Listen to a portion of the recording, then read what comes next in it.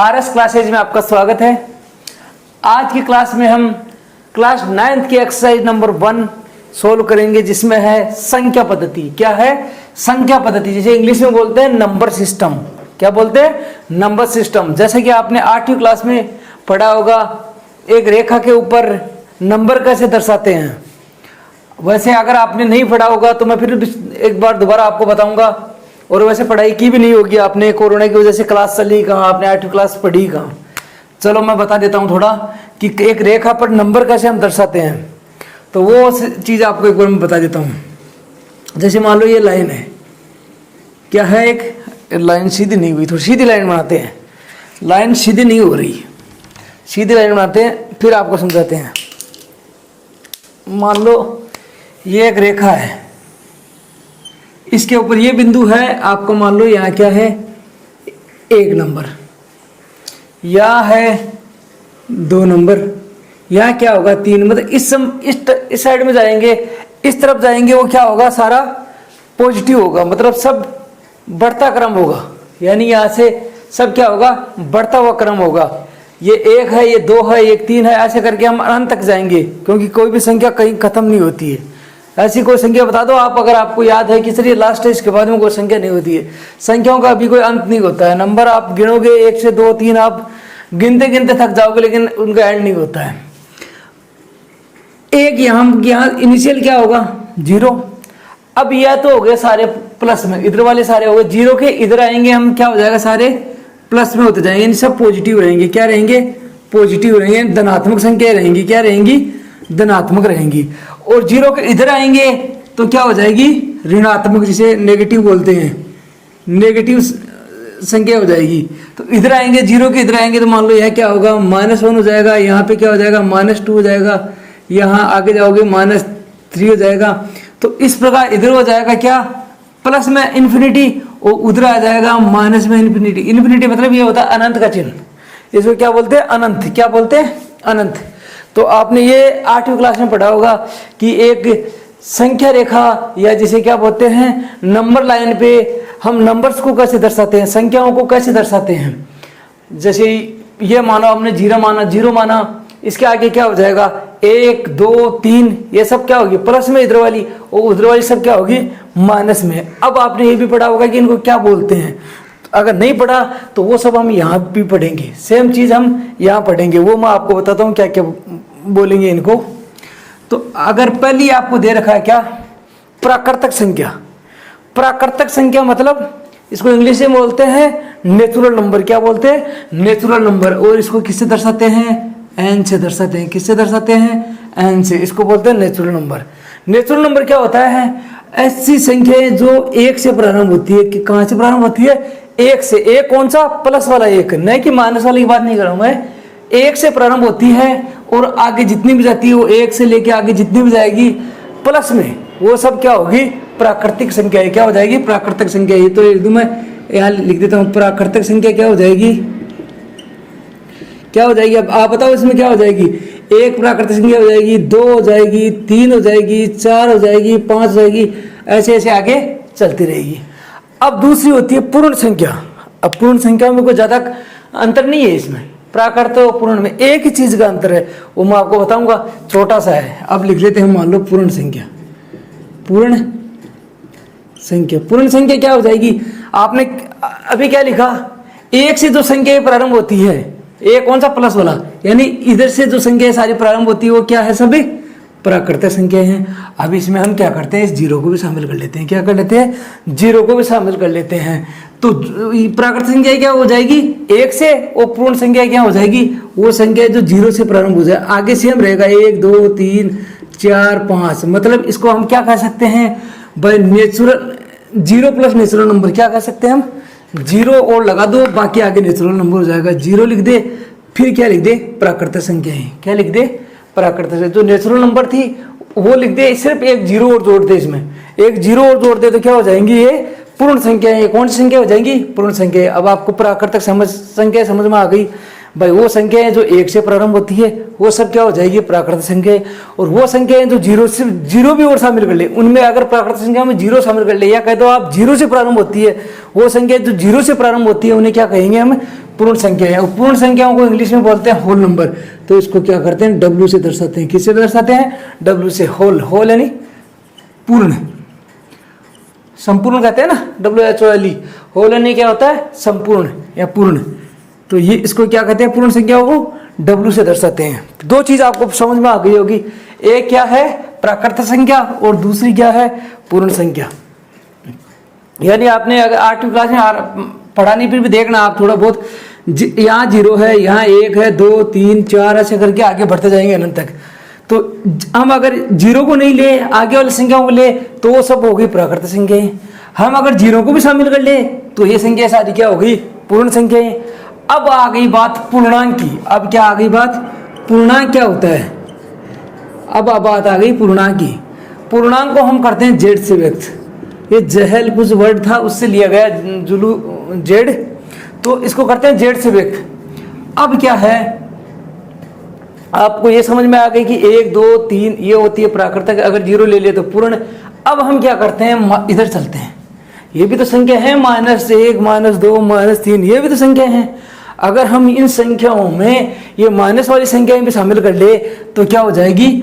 ऐसे ये क्या कहलाएगा? पूर्णांक। क्या हो जाएगा? अगर मैं मानो 0 ले रखा था, 1 ले रखा, 2 ले रखा, 3 ले रखा था, ऐसे करके 4 ले रखा था, अब मैं -1 भी ले लूँ, -2 भी ले लूँ, -3 भी ले लूँ, तो ये संख्या भी पूरा क्या हो गई? ये क्या हो गई? पूर्णांक। अब तीन चीज समझ में आ गई आपको। प्राकृत संख्या वे संख्या जो 0 से 1 से प्रारंभ होती है, पूर्ण संख्या वो संख्या जो 0 से प्रारंभ होती है, और प्राकृत क्या पूर्णांक क्या है? प्राकृत संख्या, पूर्ण संख्या, और ये नेगेटिव वाली यानी माइनस वाली जो संख्या है, इन सबको मिला लेंगे तो क्या हो जाएगा? पूर्णांक बन जाएगा। इतना आपको समझ में आ गया होगा, इतना मुझे लगता है आपको समझ में आ गया। भाई वे संख्याएं जो 1 से प्रारंभ होगी क्या होगी? प्राकृत संख्या। अगर इसमें 0 और ले लें, 0 को शामिल और कर दें तो वो संख्या क्या बन जाएगी? पूर्ण संख्या। और ये माइनस वाली संख्या भी ले ले तो क्या बन जाएगी? वो पूर्णांक। अब आपको पूछा जा सकता है क्या सभी पूर्ण संख्याएं प्राकृत संख्या होती है या फिर सभी प्राकृत संख्याएं पूर्ण संख्या होती है? ऐसा भी क्यों सुनाएगा आगे, तो मैं यही बता देता हूं। देखो ये जो सभी प्राकृत संख्याएं पूर्ण संख्या होती है नहीं, ये देखो प्राकृत संख्या 1 है, क्या 1 पूर्ण संख्या में अवेलेबल है? 2 भी अवेलेबल है, 3 भी अवेलेबल है, 4 भी अवेलेबल है, 5 भी अवेलेबल है। तो ये कहेगा कि सभी प्राकृतिक संख्याएं पूर्ण संख्याएं हैं, तो आप क्या कहोगे? हाँ है। क्या कहोगे? हाँ सभी प्राकृतिक संख्याएं पूर्ण संख्या हैं। तो आप क्या कहोगे? सभी प्राकृतिक संख्याएं क्या हैं? पूर्ण संख्याएं हैं। लेकिन अगर आपसे ये कह दे कि क्या सभी पूर्ण संख्याएं प्राकृतिक संख्याएं हैं, अगर आपसे ये कह दे कि सभी पूर्ण संख्याएं प्राकृतिक संख्याएं हैं, चलो देखते हैं। 5 इसमें है, इसमें भी है, 5 4 इसमें भी है, 3 इसमें भी है, 2 इसमें भी है, 1 इसमें है, इसमें भी है। क्या 0 है इसमें? क्या है? 0 है? नहीं है। तो आप क्या कहोगे? सभी पूर्ण संख्याएं क्या नहीं होती? प्राकृतिक संख्याएं नहीं होती। क्यों? 0 एक पूर्ण संख्या है लेकिन क्या नहीं है? प्राकृतिक संख्या नहीं है। क्या नहीं है? प्राकृतिक संख्या। इतनी बात आपको समझ में आ गई होगी, बहुत अच्छी बात है अगर समझ में आ गई तो। अब आगे बढ़ते हैं। अब हमारा इतना कॉन्सेप्ट क्लियर हो गया कि प्राकृतिक संख्या क्या होती है, पूर्ण संख्या क्या होती है और पूर्णांक क्या होता है। 3 चीज हमको समझ में आ गई। अब चौथी बात क्या दे रखी है हमको? परिमेय संख्या। परिमेय क्या संख्या? परिमेय। आपने ना परिमेय संख्या आपने भिन्न देखा होगा। भिन्न क्या होता है? भिन्न को क्या लिखते हैं हम? अंश बटा हर। क्या लिखते हैं? अंश बटा हर। तो भिन्न में क्या लिखते हैं? अंश बटा हर। अब अंश मान लो आपका क्या है? 3 है, हर मान लो 7 है। तो ये जो संख्या जो आपने भिन्न देखा है ऐसा 3/7, 1/2, 5/2, 6/4 नहीं होगा, 6/5, ऐसी अगर आपने भिन्न संख्या देखी है, उन भिन्न को हम क्या बोलते हैं? प्रमेय बोलते हैं। क्या बोलते हैं? प्रमेय संख्या बोलते हैं। जो भिन्न देखा है ना, इस रूप को हम क्या बोलेंगे? प्रमेय संख्या है। तो प्रमेय संख्या से क्या हो जाएगा? वो संख्याएं, वह संख्याएं जिसको हम क्या लिख सकते हैं? P बटा Q के रूप में लिख सकते हैं। क्या लिख सकते हैं? P बटा Q के रूप में लिख सकते हैं। P क्या है? अंश है। Q क्या है? हर। और क्या लिखा है इसमें? P और लिख देता हूँ, आप एंड समझ में नहीं आएगा आपको। P व Q क्या है? पूर्णांक है। क्या है? पूर्णांक है। तथा Q क्या नहीं है? जीरो नहीं है। Q क्या नहीं है? जीरो नहीं है। देखो मैंने आपको बताया परिमेय संख्या वो संख्या होती है जिन्हें P बटा Q के रूप में लिख सकते हैं। मतलब कोई भी संख्या जिसे बट्टा में लिख सकते हैं, जैसे ऐसे लिखा 3/7 है, 1/2 है, 5/2, ऐसे जिन संख्याओं को हम लिख सकते हैं वो सभी संख्याएं क्या हैं? परिमेय संख्या हैं। और उसकी शर्त क्या है कि P और Q क्या होने चाहिए? पूर्णांक होने चाहिए। मतलब वो क्या होने चाहिए? या तो 0 होना चाहिए, 1 होना चाहिए, 2 होना चाहिए, 3 होना चाहिए, या अनंत तक कुछ भी होना चाहिए। और माइनस में भी हो सकता है, वो -1 हो जाए, -2 हो जाए, -3 हो जाए। मतलब वो क्या होना चाहिए? पूर्णांक होना चाहिए। क्या होना चाहिए? पूर्णांक। यानी P और Q क्या होने चाहिए? पूर्णांक होने चाहिए। और Q का मान 0 कभी नहीं होना चाहिए। पूर्णांक में आप कहोगे 0 भी तो आता है। क्या आता है? अब 0 भी तो आता है। हाँ, P 0 कर सकते हो आप, P को आप क्या कर सकते हो? 0 कर सकते हो। लेकिन Q क्या नहीं होना चाहिए? 0 नहीं होना चाहिए। क्या नहीं होना चाहिए? Q 0 नहीं होना। P आपका 0 हो सकता है, कोई दिक्कत नहीं है। इस चीज से कोई दिक्कत नहीं है कि P 0 क्यों है। लेकिन Q से इसको दिक्कत है कि Q क्या नहीं होना चाहिए? 0 नहीं होना चाहिए। Q 0 हो गया तो मैं प्रमेय नहीं होंगी। ये क्या करी? तो फिर प्रमेय नहीं होंगी।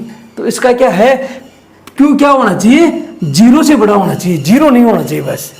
और P आपका 0 हो सकता है। कैसे? अब मैं आपको बताता हूं। अभी देखो क्या बोला? P और Q। अब मान लो आपने लिखा, क्या क्या संख्या लिखी? आपने लिखा P आपको पूर्णांक लेना, कोई सब ले लो एक। आप चाहे -3 ले लो, 0 ले लो, 2 ले लो। चलो पहले -3 ले लेते हैं। -3 ले लिया P। अब क्यों आपको ऐसा लेना है जो क्या है, क्या नहीं होना चाहिए? सिर्फ 0 नहीं होना चाहिए। और बाकी कोई भी संख्या ले लो, आप 2 ले लो, -2 ले लो, कुछ भी ले लो। तो ये क्या हो गई? एक परिमेय संख्या। अब दूसरी बात, आपने प्लस में ले लो कोई संख्या, ये 2 ले लिया। इधर से मान लो आप कुछ भी ले लो, -1 ले लो, तो ये भी क्या है? परिमेय संख्या है। आप 0 ले लो और दूसरी संख्या क्या ले लो? क्यों क्या होना चाहिए? 0 नहीं होना चाहिए। कुछ भी ले लो आप, क्या? 3 ले लो, ये भी क्या है? परिमेय है। क्या है? परिमेय है।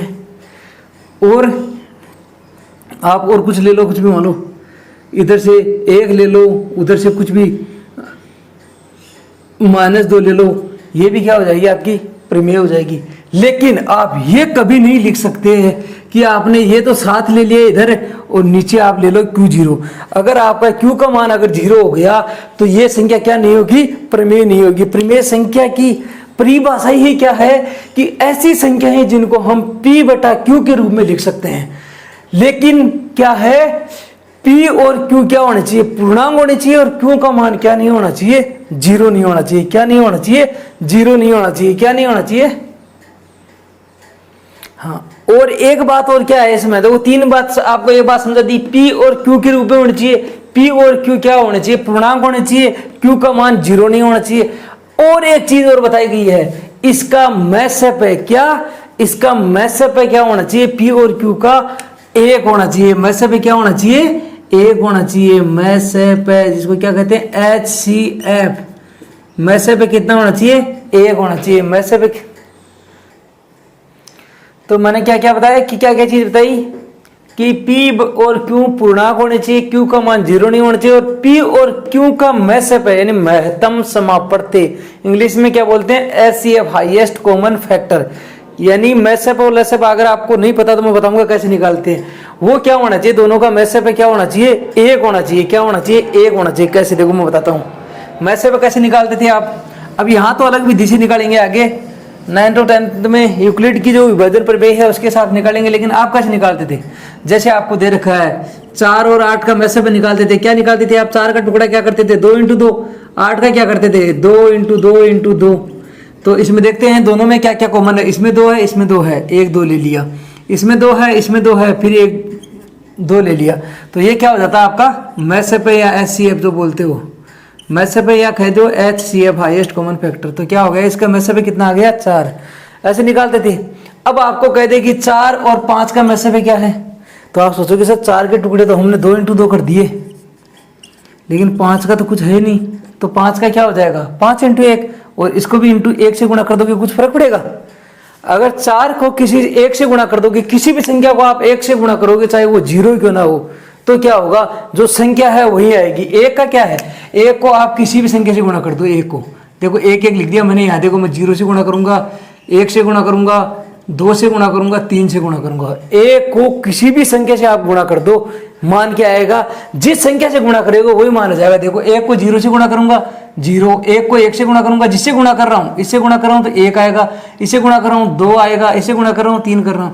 तो किसी भी संख्या को हम क्या है 1 से गुणा कर सकते हैं। अब आपको बोला जाए कि 4 और 5 का मैसेब क्या याद करोगे, अब आप देखोगे, अब 1 मिनट 1 छोड़ देता हूं मैं पहले, इसमें देखोगे 2 है, इसमें नहीं है, इसमें 5 है, इसमें नहीं है, तो आप क्या करोगे 0 कर दोगे। क्या कर दोगे 0 कर दोगे। लेकिन 0 किसी का मैसेब थोड़ा होता है, 0 किसी का मैसेब नहीं होता है। क्या होगा, इन दोनों का अगर आप 0 को भी साथ लोगे तो भी उसका मैसेब क्या करेंगे, हम 1 ही करेंगे, मैसेब 0 नहीं होगा। तो हम क्या करेंगे, इस 4 को क्या कर सकते हैं, इनको 1 से गुणा कर देते हैं और इसको भी क्या कर देते हैं 1 से गुणा। तो मैसेब हम क्या लेते हैं कि किसी भी संख्या का न्यूनतम मैसेब क्या निकालेंगे हम 1, न्यूनतम मैसेब क्या होगा 1।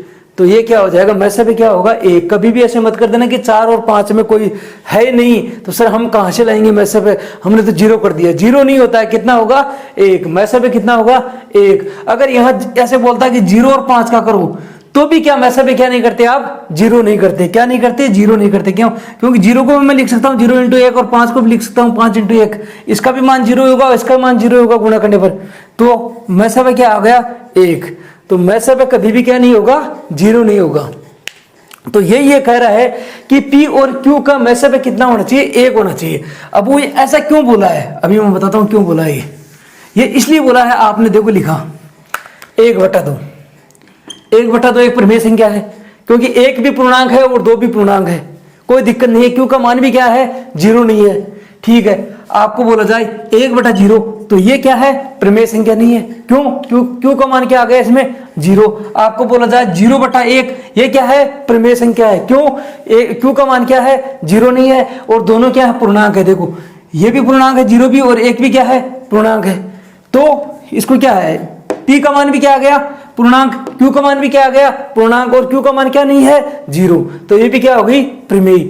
लेकिन आपको ये कहा जाए क्या 2/4 प्रमेय है, तो आपको हाँ सर 2/4 दोनों में पूर्णांक है, हाँ प्रमेय है, लेकिन मैंने एक शर्त क्या बताई थी, इनका मैसेब कितना होना चाहिए 1। अब मैं आपको बताता हूं 2 और 4 का मैसेब क्या हो जाएगा, 2 को लिखूंगा 2 × 1, 4 को क्या लिख दूंगा 4 × 2 × 2 क्या लिखूंगा 2 × 2, और 1 तो लिखने की जरूरत नहीं, आप लिखो तो लिखो, नहीं मत लिखो, वो तो एक आप उसको समझाने के लिए लिखा। तो इन दोनों में क्या कॉमन आ रहा है 2, तो मैसेब तो 2 हो गया, लेकिन मैसेब क्या होना चाहिए था HCF क्या होना चाहिए था 1 होना चाहिए था, और यहां मैसेब कितना हो गया 2 हो गया, तो क्या हो गया ये प्रमेय हुई नहीं। तो प्रमेय की शर्त है वो क्या है कि P और प्रमेय संख्या तब होगी जब P और Q का मैसेब क्या होगा 1। हाँ तो हम क्या कहेंगे 2/4 नहीं है, इसका दूसरा रूप क्या हो जाएगा 2 × 1 = 2, 2 × 2 = 4, यानी 1/2। ये संख्या क्या है प्रमेय संख्या है, क्या है प्रमेय संख्या है। देखो अब मैं 1 और 2 का मैसेब निकालूंगा, 1 और 2, 1 को लिखूंगा 1, 2 को लिखूंगा 2। अब कुछ नहीं है तो मैं क्या करूंगा दोनों को 1 से गुणा कर देता हूं, मैसेब क्या है 1 है, मैं कुछ भी नहीं है 0 तो नहीं लिखना है, क्या हो जाएगा 1 हो जाएगा, तो मैसेब क्या हो जाएगा 1। ये चीज आपको समझ में आ गई। अभी आपको थोड़ा लैसेब भी बताता हूँ, आगे कंफ्यूजन ना हो। लैसेब कैसे निकालेंगे, जैसे अभी आपको बोला 10 और 4 का मैसेब और लैसेब दोनों निकाल देता हूं मैं, मैसेब भी निकाल देता हूं और लैसेब भी निकाल देता हूं, लघुत्तम समापड़ते और महत्तम समापड़ते। इसको क्या बोलते हैं HCF, क्या HCF, इसको LCM लीस्ट कॉमन मल्टीपल, ठीक है। तो इसका टुकड़ा क्या हो जाएगा 10 को क्या लिखेंगे भाई 2 × 5, 4 को क्या लिख लेंगे 2 × 2, जो कॉमन आ रहा है वो तो क्या हो गया मैसेब है, मैसेब तो क्या हो गया 2। अब लैसेब में क्या लिखते हैं सेम संख्या अधिकतम कितनी है, देखो यहाँ 2 कितने बार है 1 बार, यहाँ 2 कितने बार है 2 बार, तो 2 बार तो 2 लिख लेंगे। फिर यहाँ देखो 5 है, यहाँ नहीं है, कोई नहीं है, तो क्या है उस 5 को भी ले लेंगे, 5 दूनी 10 और 10 दूनी 20, लहसा कितना हो जाएगा इसका 20। अब आपको इतना समझ में आ गया होगा, वैसे समझाने की जरूरत नहीं थी लेकिन फिर भी मैंने समझा देता हूँ क्योंकि आपको समझ में आना चाहिए लहसा और महसा कैसे निकालते हैं। अब आपको समझ में आ गया कि वो संख्याएं जिनको P बटा Q के रूप में लिख सकते हैं वो संख्याएं क्या हो जाएगी, परिमेय संख्याएं, और उनमें Q का मान क्या नहीं होना चाहिए, 0। ये चीज याद रखना, Q का मान क्या नहीं होना चाहिए, 0, और उनका महसा कितना होना चाहिए, 1। ये तीन चीजें आप दिमाग में रखना, P और Q पूर्णांक, Q का मान 0 नहीं हो और महसा कितना हो उसका 1। इतना समझ में आ गया। अब आ गई अपरिमेय संख्याएं। अपरिमेय संख्याएं क्या है, ऐसी संख्याएं जिनको P बटा Q के, इसका उल्टा कर दो भाई, ये परिमेय बटा आपने अपरिमेय क्या हो जाएगी, अपरिमेय से क्या समझ में आ रहा है आपको, परिमेय का उल्टा होगा भाई, क्या कहते हैं, सत्य का उल्टा क्या होता है, असत्य है, तो परिमेय का उल्टा क्या कर दिया, अपरिमेय। मतलब परिमेय में क्या था, जिनको P बटा Q के रूप में लिख सकते थे, और ऐसी संख्याएं जिनको P बटा Q के रूप में नहीं लिख सकते वो संख्याएं क्या कहलाएंगी, अपरिमेय संख्या कहलाएगी। क्या कहलाएंगी, अपरिमेय संख्याएं। अब आगे ये भी आएगा, अगली 1.1 कर रहे हम, 1.2 में जाएंगे, उसके बाद में ये भी आएगा 1.33 कौन सी संख्या है, ये पूछ लिया। आप सोचोगे क्या करना है, ये तो क्या आ गया, हमने तो बताया नहीं तो हमें तो बताया था P बटा Q के रूप में। अरे भाई कोई बात नहीं है, देखो ये खत्म हो गई ना, आगे ये 0 उठाऊंगा तो मैं कितना लगा दूंगा, क्या हो गई, P बटा Q के रूप में हो गया, ये भी पूर्णांक है, ये भी पूर्णांक है, हो गई परिमेय संख्या। आगे बहुत आएगा ऐसे 1.3333 ऐसे चलता रहेगा, है क्या, ये है कि नहीं है, अरे ये भी होगी, कैसे, इसको आगे हल करूंगा, इसको आगे हम अक्ष लेके हल करेंगे, लेकिन ये संख्या भी क्या होती है, परिमेय संख्या। कैसे होगी अगली प्रश्नावली में ये भी बताऊंगा मैं आपको। ये मत सोचना कि सर ने तो बताया था P बटा Q के रूप में होना चाहिए तभी परिमेय होगी, ये P बटा Q के रूप में होगी। जैसे आपने लिए 10 में 3 का भाग दिया, क्या करोगे भाई, 3 एकम 3 3 9 बच गया 1, फिर 3 3 9 3 3 9 3 3 9 3 3 9, ये चलता रहेगा, क्या है, फिर क्या कहोगे, ये सर ये थोड़ी है, लेकिन यहाँ 10 बटा 3 था ना, परिमेय संख्या थी कि नहीं थी, ये भी पूर्णांक, ये भी पूर्णांक, तो इसमें कंफ्यूज मत होना, ये भी क्या होगा, एक परिमेय संख्या होगी। क्या होगी, परिमेय संख्या होगी। जो नहीं होगी वो भी आगे बताएंगे अपरिमेय में। तो अभी परिमेय और अपरिमेय में इतना याद रखो, परिमेय वो संख्या है जिनको P बटा Q के रूप में लिख सकते हैं, और शर्तें जो बता दी मैंने आपको, दोनों पूर्णांक होने चाहिए, 0 नहीं होना चाहिए, महसा 1 होना चाहिए। अपरिमेय संख्या कौन सी संख्या है, ऐसी संख्या है जिनको P बटा Q के रूप में नहीं लिख सकते हैं, P बटा Q के रूप में नहीं लिख सकते हैं, वो क्या हो जाएंगी, अपरिमेय संख्याएं हो जाएगी। अब ऐसा भी क्वेश्चन आएगा, देखो आपने पढ़ा होगा पाई का मान होता है 22/7, या फिर लिखते हो 3.14, जो आगे कुछ भी लिखते हो, तो ये बोलेगा पाई क्या है, ये एक अपरिमेय संख्या है। क्या है, अपरिमेय संख्या। लेकिन 22/7 क्या है, परिमेय संख्या है। क्यों, ये भी पूर्णांक है, ये भी पूर्णांक, फिर ऐसा क्यों, इसको भी हम बताएंगे। थोड़ा मैं भी बता देता हूँ, ये क्या, हमने पाई का एक निकटतम मान ले लिया 22/7, ये एग्जैक्ट मान नहीं है इसका, ये निकटतम मान है, इसलिए ये क्या हो जाएगी, एक परिमेय संख्या हो जाएगी, लेकिन पाई नहीं होगी। इसके आगे हम अगली प्रश्नावली में पढ़ेंगे, तब ये भी पढ़ेंगे कि पाई परिमेय संख्या क्यों नहीं है, ये भी पढ़ेंगे, ये अपरिमेय क्यों है, ये भी पढ़ेंगे। अब आपके उदाहरण दे रखे हैं, उदाहरण में क्या दे रखा है, उदाहरण में पहला दे रखा है प्रत्येक पूर्ण संख्या एक प्राकृतिक संख्या होती है। प्रत्येक पूर्ण संख्या एक प्राकृतिक संख्या होती है, ये सही है या नहीं। तो अभी मैंने एक क्वेश्चन आपको बताया था, प्रत्येक पूर्ण संख्या क्या नहीं होती, प्राकृतिक संख्या नहीं होती, क्योंकि 0 क्या है, पूर्ण संख्या है, लेकिन 0 क्या प्राकृतिक संख्या है, नहीं। तो आप बोल देना नहीं, प्रत्येक पूर्ण संख्या प्राकृतिक संख्या नहीं होती, क्योंकि 0 एक पूर्ण संख्या है, लेकिन क्या है, प्राकृतिक संख्या नहीं है। नेक्स्ट दे रखा है प्रत्येक पूर्णांक एक परिमेय संख्या होती है। प्रत्येक पूर्णांक क्या होती है, एक परिमेय संख्या। देखो प्रत्येक पूर्णांक क्या होती है, एक परिमेय संख्या। परिमेय संख्या कैसे, अब मैं देखो प्रत्येक पूर्णांक इसको लिख सकता हूं। मैंने क्या बोला था, परिमेय क्या हो जाएगी, जिसको P बटा Q के रूप में लिख सकते हैं। क्या कर सकते हैं, P बटा Q के रूप में लिख सकते हैं, और Q का मान क्या नहीं होना चाहिए, 0, और P और Q दोनों क्या होने चाहिए, पूर्णांक। यही बोला ना। तो प्रत्येक पूर्णांक क्या है, एक परिमेय संख्या है या नहीं, मैं बताता हूं कैसे। जैसे आपने क्या लिखा था कि P और Q क्या होने चाहिए, पूर्णांक होने चाहिए। मैं आपको बोलूं मैं 5/1 लिखूं, क्या इसके मान में कुछ परिवर्तन होगा, 5 में मैं 1 का भाग दूंगा, कुछ परिवर्तन होगा। 5 को मैं 5/1 लिख दिया, कोई परिवर्तन होगा नहीं, क्या हो जाएगा 5 ही। मैं 7 को 7/1 लिख दूं, कुछ परिवर्तन नहीं होगा, होगा, देखो क्या हो जाएगा 7 होगा।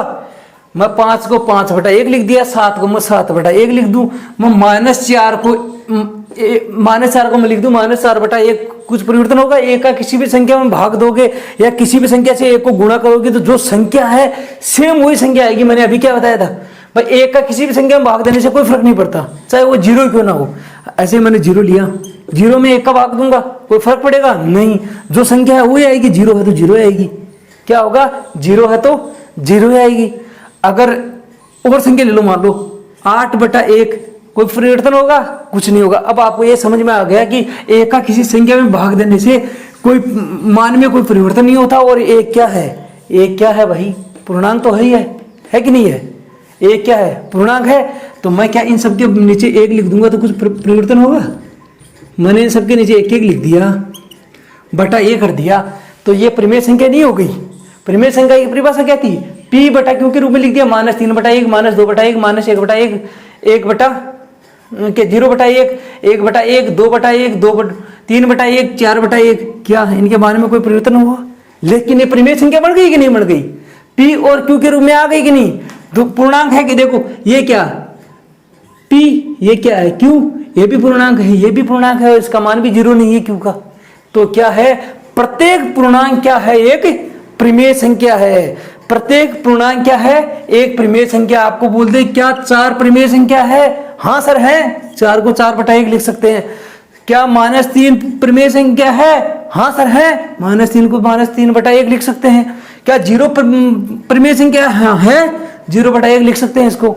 ये चीज आप दिमाग में अच्छी तरह बैठा लो इन चीजों को, ये आपके 10th क्लास में भी ऐसे ही काम आएंगी। ये है ना, अच्छी तरह दिमाग में बैठा लो कि कोई भी संख्या, कोई भी पूर्णांक क्या है? पूर्णांक मैं बोल रहा हूं पूर्णांक। कोई भी पूर्णांक क्या है? एक परिमेय संख्या है। क्या है? परिमेय संख्या है। नेक्स्ट क्वेश्चन दे रखा है, प्रत्येक परिमेय संख्या एक पूर्णांक होती है। अब देखो, अब इसका उल्टा दे दिया, क्या प्रत्येक परिमेय संख्या एक पूर्णांक होती है? क्या 1/2 एक परिमेय संख्या है? क्या एक पूर्णांक है? पूर्णांक में कहीं 1/2 दिखाया मैंने आपको? कहीं दिखाया आपको? मैंने आपको पूर्णांक में कहीं 1/2 दिखाया? नहीं दिखाया। क्या नहीं दिखाया? तो क्या हो जाएगा? प्रत्येक पूर्णांक क्या है? क्या नहीं है? प्रत्येक परिमेय की संख्या क्या नहीं है? एक पूर्णांक नहीं है। देखो, 1 अपनी जगह पूर्णांक है, 2 भी अपनी जगह पूर्णांक, लेकिन ये कई पूर्णांक में मैंने आपको बताया कि 1/2 1/3 1/4 1/5 1/6। अब ये सब चीजें बताई, उससे आपको क्या समझ में आया? अब जो ये परिमेय संख्या है या प्राकृतिक संख्या है, पूर्ण संख्या है, पूर्णांक, ये सब बताया, ये सब क्या है? इस लाइन पे सब आते हैं। क्या आते हैं? इस लाइन पे आते हैं। कैसे? आपने अभी लिखा था 1/2, इसका मतलब क्या होता है? आधा। इतनी देर में क्यों समझा रहा था ये इसका मतलब क्या होता है? 1/2। ये कहाँ आएगा? ये कहीं 0 और 1 के बीच में आएगा, यहाँ आएगा 1/2। फिर मान लो आ जाएगा कितना? 3/2। ये कितना हो जाएगा? ये किसके बाद 3 का मतलब कितना? 1 से ही 1/2 मतलब ये कितना? 1.5 है। ये कहीं यहाँ कहीं आएगा। इसी प्रकार और क्या आ जाएगा? कौन सी आ जाएगी? माइनस में जाएंगे, माइनस में कर दिया 1/2। ये कहाँ आएगा? यहाँ। इसी प्रकार -3/2। एक मिनट 1/2 कहाँ आया?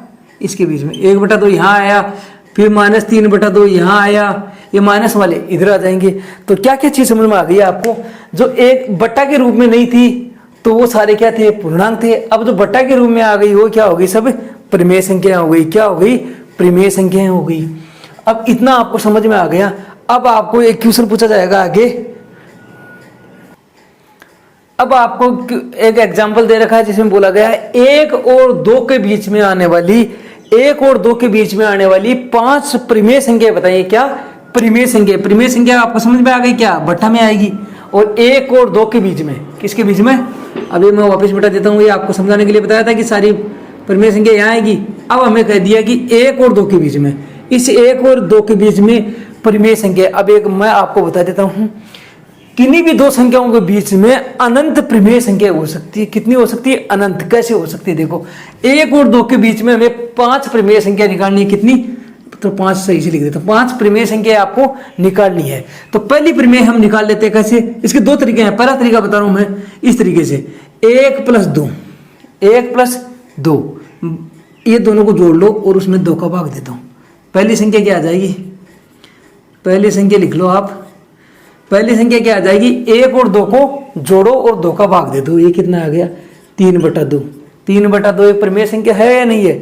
3 भी पूर्णांक है। पूर्णांक क्या बताया था आपको, ये पूरे सारे क्या हैं पूर्णांक। 3 और 2 ये आ गई परिमेय संख्या, एक परिमेय संख्या। नेक्स्ट निकालनी है आपको कि ये आगे मान लो 1 यहाँ है, 2 आपका यहाँ है, इनके बीच में आ गई कितनी, 3/2। अब हमें और निकालनी है तो हम इन दोनों के बीच में निकाल लेते हैं। इन दोनों के बीच में निकाल लेंगे तो क्या हो जाएगा, 1 और अब कौन सी आ गई, 3/2। इन दोनों को जोड़ लो, फिर उसमें 2 का भाग दे दो, तो इसका कितना हो जाएगा। देखो इसके नीचे कुछ नहीं है तो क्या लिख लेते हो आप, 1। पहले ऊपर वाला हल कर लेते हैं। ऊपर वाले के लघुत्तम कितना है, इसको भूलो नीचे वाले को, 2। तो ये कितना हो जाएगा, 2 + 3/2। ये क्या हो गई, 5/2। ये 2 नीचे आएंगे तो क्या हो जाएंगे, गुणा। दूसरी संख्या क्या आ गई आपकी, 5/4। क्या आ गई, 5/4। ये आपको हल करना आता है नहीं आता है?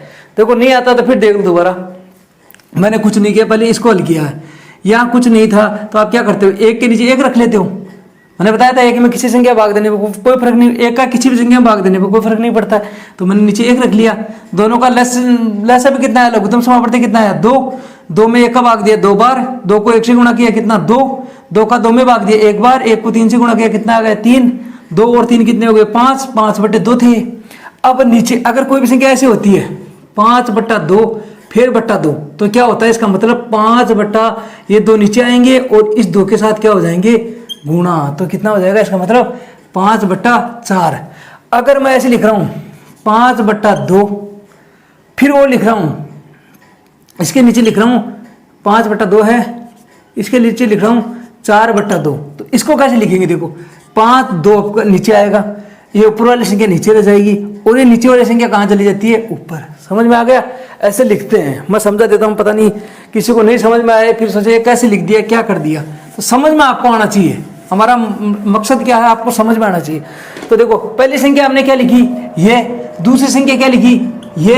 तीसरी संख्या क्या करोगे, अब इन दोनों के बीच की निकाल लो। इन दोनों के बीच क्या हो जाएगी, 3/2 + 2, सेम वही /2। तो इसका लघुत्तम कितना आया, ऊपर वाले का लघुत्तम 2 आया, इसके नीचे कुछ नहीं है, 1 लिख लेते हैं। ये कितना हो गया, 3 + 2 से गुणा करोगे कितना, 4/2। कितना हो गया, 7/4। अब आप कहोगे ये आपके जो आंसर है ना, वो आपके जो आपके बुक में है उससे अलग भी आते रहेंगे। ऐसा नहीं है कि सारे आंसर सेम आएंगे, क्योंकि मैंने बताया बहुत सारी संख्या हो सकती है। फिर आपको निकालना ऐसे आप करके, फिर इन दोनों के बीच में निकाल लो आप। इसके किस किस के बीच में निकाल लिया, ये आ गया 5/4 आ गया आपका, इधर आ गया 7/4। अब आप 5/4 यहाँ से आ गया, मान लो ये 5/4 आ गया, इधर आ गया कितना, 7/4। देखो पहली 1 और 2 थी, इनके बीच में ये आई, इन दोनों के बीच में ये निकाल दी, इन दोनों के बीच में ये निकाल दी। अब आप और निकालना चाहो तो इन दोनों के बीच में निकाल दो, फिर इन दोनों के बीच में निकाल दो, इन दोनों के बीच में, मतलब आप अनंत संख्या निकाल सकते हो। कितनी निकाल सकते हो, अनंत संख्या है, इसमें ज्यादा सोचना नहीं।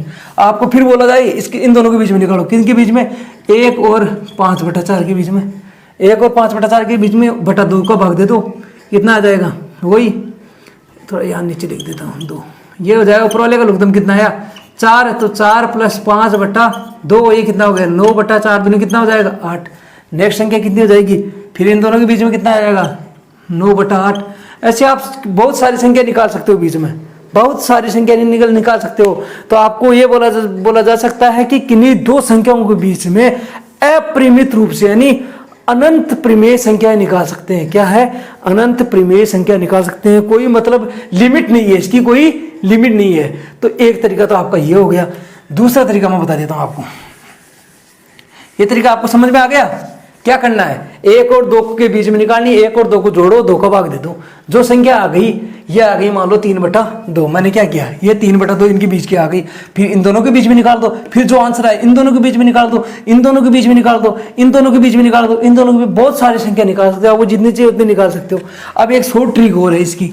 जो तरीका है क्या है, इससे शॉर्ट है, वो तरीका इससे बहुत शॉर्ट है। आपको बोला गया कि 1 और 2 के बीच में 5 परिमेय संख्या निकालो। कितनी, 5 परिमेय संख्या। तो 5 जितनी भी पूछी, 5 बोले, 6 बोले, 7 बोले, जितनी भी बोले, आप उसे एक संख्या बढ़ा लो। 5 बोला तो आप लिखो 5 + 1 बराबर कितना हो गया, 6। अगर यहाँ 8 बोलता तो 8 + 1 करते 9 हो जाता। 6 हो गया। मतलब हमें क्या लेना है, दोनों संख्याओं का नीचे हर लेना है 6। अब आपको एक संख्या 1 दे रखी थी, दूसरी संख्या 2 दे रखी थी। अब इनके नीचे आपको 6 लेना है, इसके भी नीचे आपको क्या लेना है, 6 लेना है। अब 6 लेने के लिए आपको क्या करना पड़ेगा भाई, किसी भी संख्या में आप अगर 4 को ऊपर 6 नीचे भाग देना चाहते हो तो 6 से आपको गुणा भी करना पड़ेगा। ऐसे तो आपने 4 का कितना, 6 का चौथा भाग हो गया ये। अगर आपको ऊपर 6 से गुणा कर रहे हो तो आप 6 का भाग दे सकते हो। तो मैं क्योंकि इसको काटेंगे तो उत्तर 7 ही आएगा। तो किसी भी संख्या में अगर आप भाग दे रहे हो किसी संख्या का, तो सेम संख्या से, जिस संख्या से भाग दे रहे हो उससे आप गुणा भी करो। तो मैं क्या करूंगा, इसको 6 से गुणा भी कर दूंगा और इसको भी 6 से क्या कर दूंगा, गुणा कर दूंगा। कोई डाउट है? आपको बोला 1 और 2 के बीच में, 1 व 2 के बीच में 5 परिमेय संख्या निकालो। तो मैंने क्या किया, 5 में 1 जोड़ दिया, 6 ले लिया। अब 6 क्या होना चाहिए, इन दोनों संख्याओं का मैं हर लूंगा। हर बताया ना आपको, ऊपर वाला अंश होता है, नीचे वाला क्या होता है, हर होता है। तो मैं 6 क्या लूंगा, इनका हर लूंगा। तो देखो ऐसे अगर आपको 8 परिमेय संख्या चाहिए थी तो क्या करते, 8 + 1 9 लेते आप, फिर क्या करते नीचे 9 लेते। अब मैंने बोला कि नीचे अगर मैं 6 ले रहा हूं तो मुझे इस 1 को 1 रखने के लिए 6 से ऊपर भी गुणा करना पड़ेगा और इधर भी 6 से ऊपर गुणा करना पड़ेगा, क्योंकि 6 से 6 कट जाएंगे, इधर भी 6 से कट जाएंगे। मान में कोई परिवर्तन नहीं किया हमने, जो 1 है 1 ही है अपनी जगह, 2 है 2 ही है, इसके मान में कुछ परिवर्तन नहीं हुआ। देखो 6 से 6 कट गया, 6 से 6 कट गया, 1 और 2 बच गए। तो इसको क्या लिख दूंगा मैं, इसको लिख दूंगा 6/6। इसको क्या लिख दूंगा, 6 दूनी 12, 12/6। अब देख कितना इजी तरीका है। अब देखो हमें कितनी संख्या चाहिए थी, 5। देखो 6 के बाद में कितना आता है, 7, फिर 8, फिर 9, फिर 10, फिर 11 और फिर क्या आ गया यहाँ पे 12। कुछ नहीं करना, सबके नीचे क्या कर दो आप, 6 कर दो। क्या कर दो, 6 कर दो। कितना इजी तरीका है, कितना इजी तरीका है, इजी नहीं है। उसमें आप कहाँ जोड़ बाकी गुणा भाग कितना कर रहे थे, उसका लघुत्तम निकालो, ये निकालो, कितना दिक्कत थी। इसमें कुछ नहीं किया हमने। 1 और 2 के बीच में 5 परिमेय संख्या निकालनी थी, तो मैंने क्या कर दिया, 5 में 1 जोड़ दिया, 6 लिख दिया। 6 से क्या कर दिया, 6 दोनों का हर ले लिया। जब दोनों का हर नीचे 6 लिया तो 1 को तो 1 ही रखना है। ऐसे कोई अपना थोड़ा मन से कर दूंगा कि 6 लिख दिया, 6 लिखा तो मैंने 6 से गुणा भी किया। भाई मैंने कोई मान में परिवर्तन नहीं किया, 6 से 6 कटेगा 1 ही आएगा। इसको भी 6 से गुणा किया, भाग दिया तो 6 से गुणा भी किया, मैंने कुछ किया नहीं ना। 6 से 6 कट गया, क्या बच गया, ऊपर 2 बच गया, इधर 1 बच गया। इसका क्या रूप हो जाएगा, 6 को 1 से गुणा 6/6, 6 को 2 से गुणा करूंगा 6 दूनी 12/6। अब काटने में लग जाना सर, ये तो कट रहा है, फिर काट दोगे, फिर नहीं होगा। आपने 6/6 लिख दिया, इसे 12/6 लिख दिया, कुछ नहीं करना। अब 6 से आगे गिनती स्टार्ट कर दो, 7, 8, 9, 10, 11 और सबके नीचे क्या लगा दो, 6।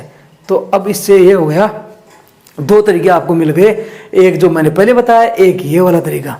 ये थे आपके इस एक्सरसाइज 1.1 के एग्जाम्पल। अब नेक्स्ट जो क्लास होगी वो शॉर्ट क्लास लेंगे, ये बहुत लंबी क्लास नहीं है हमने, शॉर्ट क्लास लेंगे, उसमें सिर्फ क्वेश्चन हल करेंगे। ये चीज़ आप प्लीज़ पक्का दिमाग में बैठा लो, जो चीज़ें मैंने बताई है ना, आप कहीं कुछ हार्ड नहीं लगेगी, बहुत ईजी है, पूरी एक्सरसाइज बहुत ही ईजी एक्सरसाइज है। तो ये आपको परिमेय संख्या आपको समझ में आ गई और ये आपके एग्जाम्पल सारे सोल्व हो गए। अब आप लोगों से रिक्वेस्ट है कि आप जब भी बैठे प्लीज ना पेन और नोटबुक लेके बैठे, ये सारी चीजें नोट करते रहिए, क्योंकि मैथ्स क्या रहती है, 1 दिन याद रहती है, किसी को 2 दिन याद रहती है, किसी को 10 दिन याद रहती है, किसी को 15 दिन, उसके बाद में मैथ्स याद नहीं रहती। ये याद रखने वाली चीज नहीं होती मैथ्स।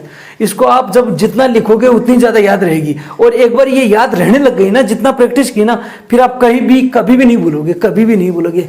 और ये जो आपके और साथी हैं उन लोगों तक भी पहुंचाइए, अगर आपको ये क्लास मिलती है तो उन साथियों तक भी पहुंचाइए जिनको इसकी ज़रूरत है। चलो नेक्स्ट क्लास में फिर मिलते हैं, तब तक के लिए नमस्कार, थैंक यू वेरी मच।